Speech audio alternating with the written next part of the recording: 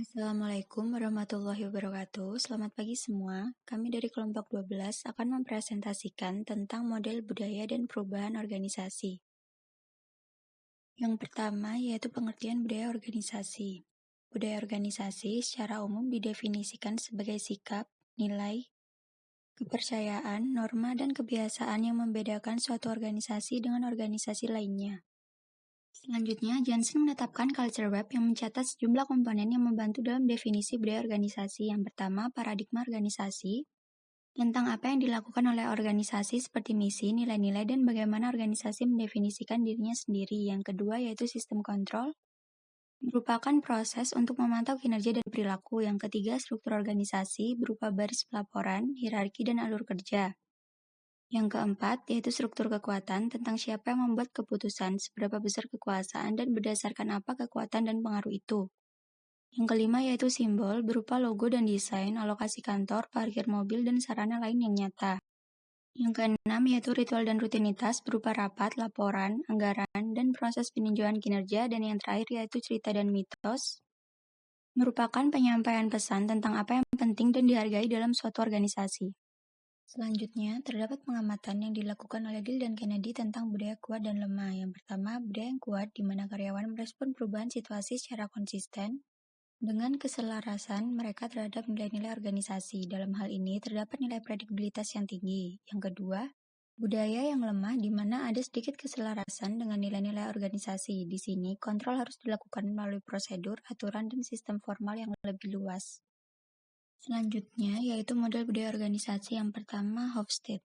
Dalam studinya tentang pengaruh budaya nasional, Hofstede mengidentifikasi 5 karakteristik budaya, yaitu 1. Jarak kekuasaan. Setiap individu berharap akan ada perbedaan dalam tingkat kekuasaan antar kelompok dan antar individu. Yang kedua, penghindaran ketidakpastian, berupa sikap nasional terhadap pengambilan risiko. Yang ketiga, individualisme versus kolektivisme. Sebagian orang mementingkan diri sendiri atau bertindak sebagai anggota suatu kelompok dan mengarahkan individu ke tujuan kelompok. Yang keempat, maskulinitas versus feminitas. Perbedaan antara agresi, ambisi, dan nilai-nilai daya saing laki-laki dengan nilai-nilai feminin yang menekankan pada nilai individu lain dan tujuan pembangunan. Dan yang terakhir yaitu orientasi jangka panjang versus jangka pendek. Yang kedua, menurut Dill dan Kennedy. Menurut Dill dan Kennedy, tindakan budaya perusahaan tergantung pada 2 faktor, yaitu umpan balik dan risiko. Dengan menggunakan faktor-faktor ini, Dill dan Kennedy mengusulkan jenis budaya, yaitu yang pertama Togai or macho culture, di mana imbalannya tinggi dan umpan balik secara langsung. Contoh perusahaan yang menerapkan budaya ini adalah perusahaan keuangan dan investasi. Yang kedua yaitu work hard or play hard culture. Budaya ini muncul di mana terdapat risiko yang tinggi. Yang ketiga yaitu bet your camp culture, di mana keputusan besar diambil tetapi mungkin bertahun-tahun sebelum hasilnya diketahui. Utilitas listrik merupakan salah satu sektor di mana budaya tersebut muncul. Dan yang keempat, proses culture, di mana individu mendapat sedikit atau tidak ada umpan balik. Contohnya yaitu organisasi layanan sosial dan toko retail. Hal ini disebabkan karena layanan yang diberikan kepada klien sangat kompleks dengan banyak departemen dan individu yang terlibat. Yang ketiga yaitu Handy. Handy membangun karya Roger Harrison dalam mengembangkan model budaya organisasi yang digambarkan dalam 4 jenis budaya, yaitu 1. Budaya kekuasaan, di mana pengaruh kekuasaan dan pengambilan keputusan terkonsentrasi pada beberapa orang dan posisi kunci. Organisasi dikendalikan dari atas melalui jaringan dan tim. Yang kedua yaitu budaya peran. Sebagai pemegang jabatan atau pemegang peran, setiap individu memiliki wewenang yang jelas dalam parameter yang ditentukan sebelumnya. Yang ketiga yaitu budaya seseorang, terdiri dari pengaturan organisasi yang dirancang yang berdasarkan kinerja individu. Contohnya perusahaan balet atau opera, firma hukum, dan firma konsultan. Dan yang keempat yaitu budaya tugas. Budaya ini muncul ketika tim diciptakan untuk bekerja dan menyelesaikan masalah tertentu. Model budaya yang keempat adalah the work of a child. Menurut Scheid, budaya organisasi adalah residu kesuksesan. Dari seluruh atribut organisasi, budaya organisasi sangat sulit untuk diubah. Scheid menggambarkan budaya pada 3 tingkat kognitif. Yang pertama adalah aspek organisasi yang dapat secara langsung diamati dan dialami oleh siapa saja, seperti cara berpakaian dalam organisasi. Kedua yaitu aspek budaya yang hanya diakui oleh peserta, seperti pernyataan misi dan sejenisnya. Pada tingkat ketiga berhubungan dengan asumsi diam atau aturan yang tidak terucapkan, di mana aturan ini telah tertanam begitu dalam sehingga tidak disadari. Model budaya yang kelima adalah Trompeners. Menurut Trompeners, setiap organisasi memiliki budaya unik sendiri yang mungkin diciptakan secara tidak sadar berdasarkan tindakan dan perilaku dari eksekutif senior, pendiri, dan orang inti lain yang membangun semula dan siapa yang telah mengubahnya. Model budaya Trompeners menggunakan sumber perbedaan budaya nasional dalam budaya perusahaan pada beberapa dimensi. Yang pertama, universalisme versus pluralisme, yaitu fokus pada aturan dan prosedur atau mengandalkan hubungan ketika berusaha menyelesaikan sesuatu. Yang kedua, individualisme versus komunitarisme, yakni memusatkan perhatian pada individu atau pada kelompok. Yang ketiga, khusus versus difus, yakni hubungan tersebut dangkal dan transaksional atau mendalam dan melampaui tempat kerja. Yang ketiga, arahan diarahkan versus arahan luar, yakni tindakan tersebut terfokus di dalam organisasi atau secara eksternal. Yang kelima yaitu status yang diperoleh versus status yang ditentukan, yaitu nilai yang terlihat berdasarkan siapa orang tersebut atau dalam posisi yang dipegang. Dan yang keenam adalah waktu yang berurutan versus waktu yang sinkronis, yaitu perhatian pada orang dan masalah yang berurutan atau bersama-sama. Model budaya yang keenam adalah Covey dan Jones. Menurut Covey dan Jones, budaya adalah tentang keberadaan atau ketiadaan komunitas. Berdasarkan ide ahli teori sosial seperti Durkheim, mereka berargumen bahwa kemampuan bersosialisasi yaitu sejauh mana orang-orang saling menyukai, bergaul di dalam dan di luar pekerjaan, dan solidaritas yaitu sejauh mana ada tujuan bersama adalah komponen penting dari budaya perusahaan. Model budaya Covey dan Jones berdasarkan dua dimensi yang telah disebutkan, yakni bersosialisasi dan bersolidaritas. Model budaya Covey dan Jones mengarah kepada identifikasi empat budaya, yakni team, fragmented, mercenary, dan network. Berdasarkan model Covey dan Jones, apabila sebuah perusahaan memiliki sosiabilitas yang tinggi tetapi solidaritasnya rendah, maka memiliki budaya tim. Jika sosiabilitas dan solidaritasnya tinggi, maka akan memunculkan budaya jaringan. Mengenai budaya, tidak hanya berkaitan dengan perubahan budaya, tetapi harus diidentifikasi apakah organisasi tersebut memiliki budaya positif atau negatif. Budaya yang positif akan cenderung menjadi budaya yang adaptif. Menurut Kotler dan Hesketh, nilai dan perilaku yang umum dalam budaya adaptif dan non-adaptif adalah sebagai berikut. Pada budaya adaptif, fokus pada pelanggan, nilai individu, perubahan nilai dan peningkatan, serta fokus pada kebutuhan pemangku kepentingan. Sedangkan pada budaya non-adaptif, nilai keputusan bersifat tertib atau teratur, dan proses penolakan risiko, serta berlaku silo-mentalitas. Mengelola politik perusahaan. Untuk mencapai sebuah perubahan, harus mampu mengelola secara efektif keadaan yang mencakup tentang masalah organisasi, politik organisasi, serta kebutuhan untuk membantu individu mengatasi tekanan dan kecemasan yang ada. Untuk memahami keterampilan politik mengenai pengelolaan perubahan, disajikan model tabel 17.1. Berdasarkan model tersebut, seorang manajer dapat menggunakan berbagai sumber daya dalam politik organisasi. Manajer memiliki otoritas formal berdasarkan posisi yang ada di organisasi yang memiliki kendali langsung terhadap sumber daya. Kontrol informasi, agenda, dan akses adalah sumber daya politik yang penting.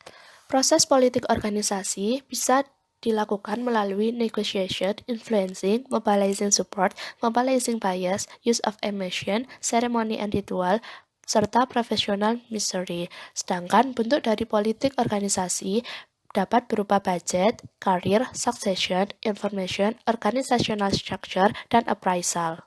Menurut Dale dan Kennedy, budaya perusahaan mencakup bagaimana setiap individu bertindak dalam situasi tertentu, baik di dalam maupun di luar organisasi, yang mencakup seperangkat keyakinan, kode perilaku, dan standar minimum kerja dan etika. Menurut Dale dan Kennedy, organisasi dengan budaya yang kuat akan cenderung lebih efektif. Budaya perusahaan yang kuat terdiri dari fitur sebagai berikut. Yang pertama, karakteristik dan pendekatan yang jelas terhadap lingkungan perusahaan, seperti pasar, klien, pemangku kepentingan, dan sebagainya. Yang kedua, yaitu nilai yang dibagikan oleh orang-orang yang membentuk organisasi. Ketiga, yaitu pahlawan, yakni orang-orang yang mewakili dan mengkomunikasikan nilai, serta memberi panutan kepada orang lain. Yang keempat, yaitu ritus dan ritual, yakni sistem dan prosedur yang diharapkan akan diikuti. Dan yang kelima adalah jaringan, yaitu alat komunikasi informal yang sering dikenal sebagai grapevine. Budaya perusahaan dapat diubah secara perlahan melalui upaya serta kerja keras yang berkelanjutan. Menurut Dell dan Carnegie, upaya perubahan budaya perusahaan dapat dibenarkan jika berada dalam salah satu atau kondisi berikut. Yang pertama, lingkungan telah mengalami perubahan yang mendasar. Yang kedua, industri sangat kompetitif dengan ditandai lingkungan yang berubah secara cepat dan sering bergejolak. Yang ketiga, organisasi tumbuh sangat besar, dan yang terakhir terjadi penurunan kinerja secara berkelanjutan. Apabila perusahaan berada dalam kondisi yang telah disebutkan, maka perubahan sikap dan perilaku yang berkelanjutan sangat penting. Maka diperlukan sebuah model peran baru dan gaya manajemen baru. Deal dan Carnegie mengidentifikasi pedoman bagi yang terlibat dalam perubahan budaya. Yang pertama, konsensus kelompok sebaya memiliki pengaruh penting terhadap penerimaan perubahan, karena biasanya orang tidak benar-benar menentang sebuah perubahan, tetapi ikatan sosial dapat membentuk resistensi terhadap perubahan. Yang kedua, menyampaikan dan membangun kepercayaan dalam komunikasi dan bagaimana masalah tersebut akan ditangani. Yang ketiga, perubahan perlu diperlakukan sebagai peluang untuk membangun sebuah keterampilan baru dan pengembangan orang. Dan yang keempat, memberikan cukup waktu untuk mengubah perilaku menjadi sebuah norma. Kepemimpinan dan politik perusahaan. Kepemimpinan berkaitan dengan sifat individu dan jenis perilaku tertentu. Kepemimpinan yang efektif jelas terkait dengan kekuasaan. Terdapat 5 basis kekuasaan. Yang pertama yaitu legitimate power, kekuasaan yang dimiliki seorang pemimpin sebagai hasil dari posisinya dalam suatu organisasi, dan kekuasaan tersebut memberikan pemimpin otoritas untuk memberi perintah. Yang kedua, expert power, kekuasaan yang dimiliki seorang pemimpin karena memiliki pengetahuan dan kemampuan dalam suatu bidang, sehingga menyebabkan bawahan patuh karena percaya bahwa pemimpin memiliki pengalaman. Yang ketiga yaitu referent power, di mana kekuasaan yang timbul karena karisma, karakteristik, keteladanan, atau kepribadian individu yang menarik. Yang keempat ada reward power, yaitu kekuasaan yang dimiliki dengan cara menggunakan balas jasa, seperti gaji atau promosi, untuk mempengaruhi seseorang. Yang kelima, ada coercive power, sebuah kekuasaan yang didasari karena kemampuan seseorang untuk memberi hukuman dan melakukan pengadilan.